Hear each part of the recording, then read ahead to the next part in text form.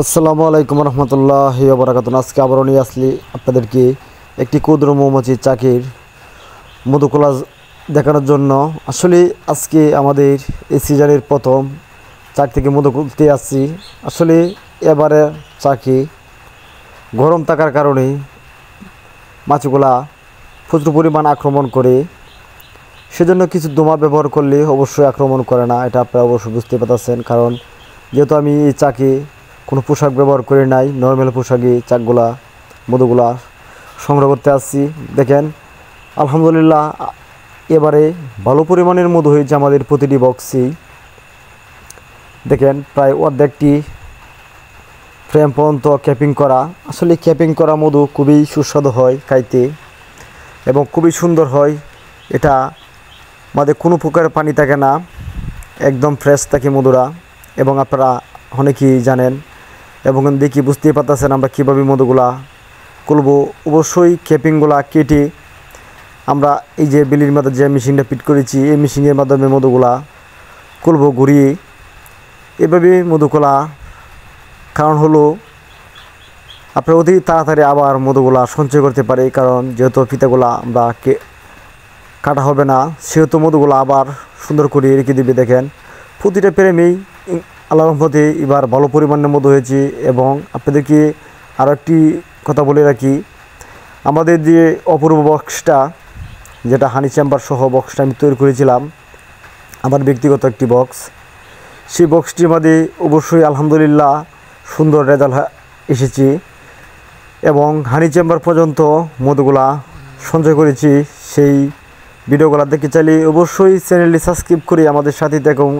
এবং যারা আপনারা ফেসবুকে দেখবেন অবশ্যই ফেসবুকটা ফলো দিয়ে রাখবেন, তাহলে আপনারা ভিডিওগুলো সুন্দর করে দেখতে পারবেন এবং কেমন সফলতা আমি পেয়েছি সেটা আপনারা অবশ্যই জানতে পারবেন, দেখতে পারবেন। দেখেন আমাদের একটি বন্ধু খুবই কুচিবারের মধু হবার কারণে, কারণ পর্যাপ্ত পরিমাণের মধু হয়েছে আমাদের বক্সে। দেখেন এভাবে ঘুরিয়ে করলে কত সুন্দর করে মধুগুলা পড়ে যায় এবং ফিতাগুলা কাটতে হয় না।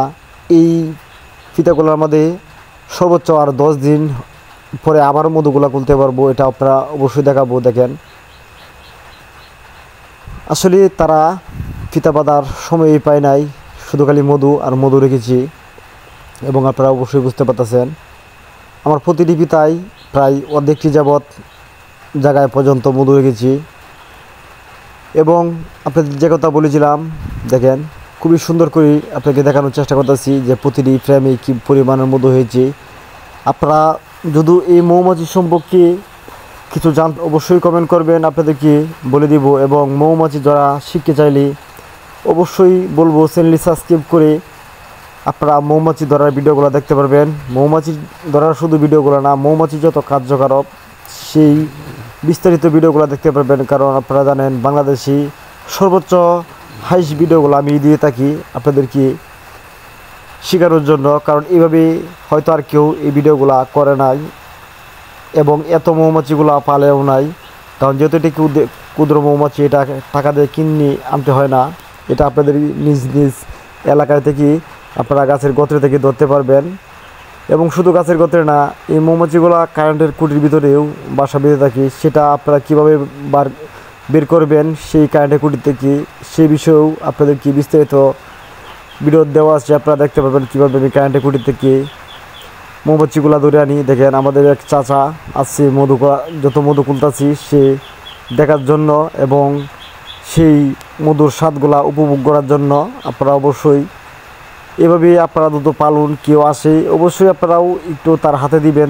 সে দেখেন আমরা হাতে দিচ্ছি, সে খুবই খুশি হবে, কারণ এটা যত আপনার একদম নিখুঁত মধুগুলা তার সামনেই আমরা চাক থেকে ভাঙা হচ্ছে। দেখেন এভাবে জাকি দিলেই খুবই অল্প সময়ের ভিতরেই মধুগুলা পড়ে যায়।